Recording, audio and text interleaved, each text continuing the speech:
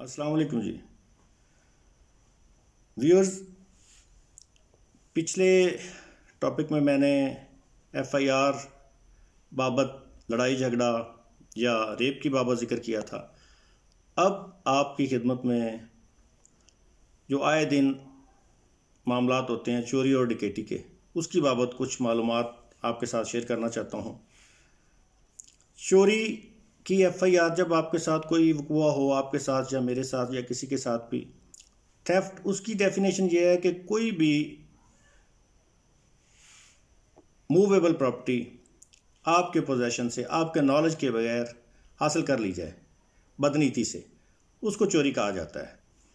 اب اس کی بابت اگر چوری عام روٹین میں ہوئی ہے تو وہ 379 لگے گی، اگر وہی چوری گھر کے اندر ہوگی ہے تو 380 لگ جائے گی، 380 جس کو کہتے ہیں۔ وہی چوری اگر موٹر سائیکل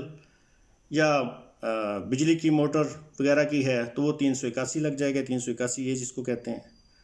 اور اگر وہ آپ کا کوئی ملازم آپ کی چوری کرتا ہے تو اس کی بابت کچھ اور سسٹم ہو جاتا ہے۔ اور اس کے بعد اگر اس چوری میں تھوڑا زبردستی کا عنصر شامل ہو جائے کہ زبردستی چھینی گئی چیز ہو تو وہ چوری کی سزا 379 کی 3 سال ہے، 380 کی اس سے زیادہ ہے 5 سال ہے، تو 382 ہوتا ہے کہ اگر زبردستی آپ سے کوئی چیز چھینی گئی ہے تو اس کی پنشمنٹ اس سے زیادہ ہے۔ اب چوری والا معاملہ تو میں نے آپ کو بتا دیا، اس میں تو یہ نہیں ہوتا کہ آپ نے کسی کو دیکھا درخواست لکھواتے ہوئے، اس میں تو یہی ہوتا ہے کہ آپ نے، میں جی بیدار ہوا تو میں نے دیکھا یہ میرا فلاں تاریخ کو فلاں اتنے بجے میں بیدار ہوا تو میرا مال مویشی یا میرے گھر کا کوئی سامان چوری ہو گیا تھا، تو مجھے پتہ چلا، موقع پہ گواہان آئے اور ہم نے وہ کھرا رواں کیا۔ تو ہمیں اس پہ اگر کوئی آپ کو کسی پہ شبہ ہو یا کسی نے آتے جاتے دیکھا ہو تو وہ کہہ سکتا ہے کہ جی رستے میں اس نے اس کو جاتے ہوئے دیکھا، ہمیں فلاں پہ شبہ ہے۔ اب چوری میں ہوتا ہے لا علمی، آپ کی لا علمی میں آپ کا مال جائیداد کوئی چیز چرائی جاتی ہے، وہی چوری ڈکیٹی بن جاتی ہے، رابری بن جاتی ہے، جب چوری کے دوران آپ کے نالج میں بات آ جائے، آپ کو اٹھا کر یا آپ کے سامنے موجود ہو کر آپ کو گن پوائنٹ پہ کہا جائے کہ میں تم کو جان سے مار دوں گا، یہ اپنا مال، یہ گھڑی پرس یا گھر کا کوئی سامان ہے وہ میرے حوالے کر دو، تو وہ ڈکیٹی بن جاتی ہے، وہ رابری ہوتی ہے۔ رابری ڈکیٹی تب بنتی ہے جب وہی رابری 5 یا 5 سے زائد بندے کریں، اگر بندوں کی تعداد 5 یا 5 سے زائد ہوگی وہ ڈکیٹی بن جائے گی۔ اب عموماً جب لوگ اپلیکیشن تھانہ میں لے کے جاتے ہیں تو پولیس والوں کی کوشش ہوتی ہے کہ پہلی بات تو یہ کہ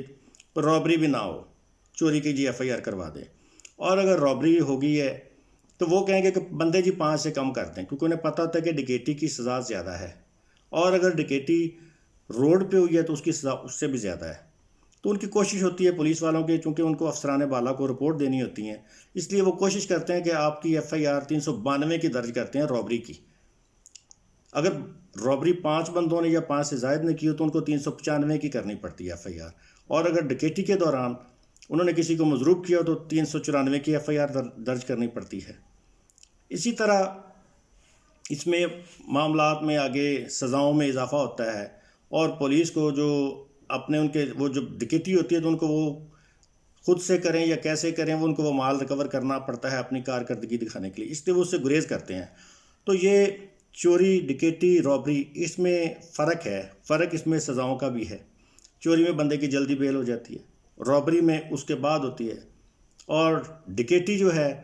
اس کی سزا بھی زیادہ ہے، اس کی 14 سال تک سزا ہے، لائف امپریزمنٹ بھی ہو جاتی ہے اگر اس میں دوران ڈکیٹی کسی کو مضروب کیا ہو۔ تو ان صورتوں میں آپ نے اپلیکیشن لکھواتے ہوئے رابری یا ڈکیٹی میں باقاعدہ اس میں مینشن کرنا ہوتا ہے کہ جی فلاں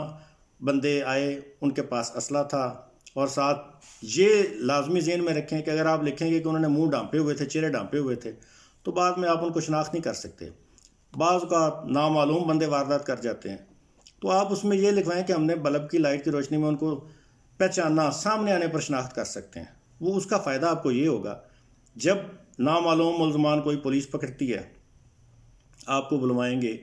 آپ وہ ملزمان جب جیل میں جائیں گے تو ان کی باقاعدہ ایک شناخت پریڈ کا پروسیس ہوگا، اس شناخت پریڈ میں آپ ان کو پہچان سکتے ہیں، اور اگر وہ مفلڈ فیس ہوں، ان کے چہرے ڈھانپے ہوئے آپ نے کہہ دیا، یا یہ کہہ دیا کہ اندھیرے میں شناخت نہیں کر سکا تھا، تو اس طرح پھر آپ کی وہ ایف آئی آر بیکار ہو جاتی ہے. آپ ان سے بعد میں ان کو سزا نہیں پہنچا سکتے، وہ کیفر کردار تک نہیں پہنچیں گے. تو موقع پہ اپنی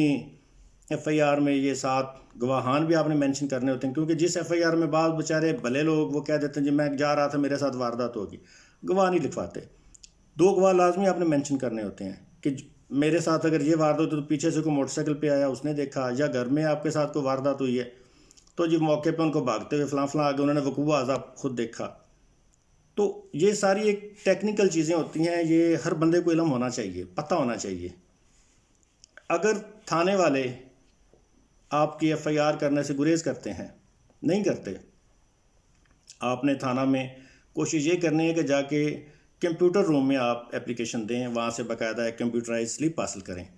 تاکہ اگر وہ آپ کی ایف آئی آر نہ درج کریں تو اس کے بعد آپ کسی بھی سیشن کورٹ میں اندراج مقدمہ کی ریٹ فائل کر سکتے ہیں، جس پر وہ ایس پی رینک کے آفیسر سے کمنٹس مانگیں گے اور اس کے مطابق آپ کی ایف آئی آر درج ہو جائے گی. ادروائز آپ نے ویسے کسی تھانہ میں اپلیکیشن دی اور اس کی کوئی رسید آپ کے پاس نہ ہوئی، کیونکہ تھانہ میں دی گئی اپلیکیشن کی رسید نہیں ہوتی، اس کی پھر ویلیو نہیں ہوتی. ہمیشہ تھانہ میں انٹر ہوں تو ایک کمپیوٹرائزڈ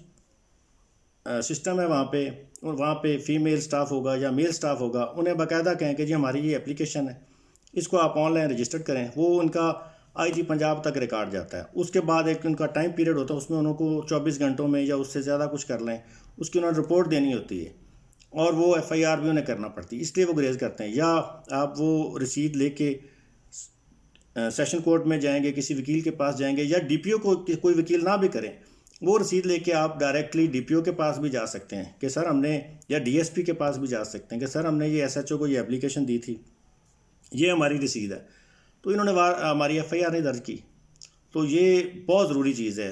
تھانے جانے سے آپ کو گھبرانے کی کوئی ضرورت نہیں، نہ ہی ڈرنے کی ضرورت ہے. وہ آپ کے لیے بنے ہیں، آپ کی خدمات کے لیے ہیں. اگر یہ لوگ آپ کی مدد نہیں کرتے، آپ کی خدمات نہیں کرتے، تو ان کا وہاں پہ بیٹھنے کا فائدہ نہیں ہے. تو میں اپنی حتی المقدور کوشش کر رہا ہوں کہ جو قانون کے معاملات یا قانون کی باتیں جو عام روزمرہ میں آپ زندگی میں آپ کے کام آ سکتی ہیں، وہ آپ کے ساتھ میں ڈسکس کرتا ہوں.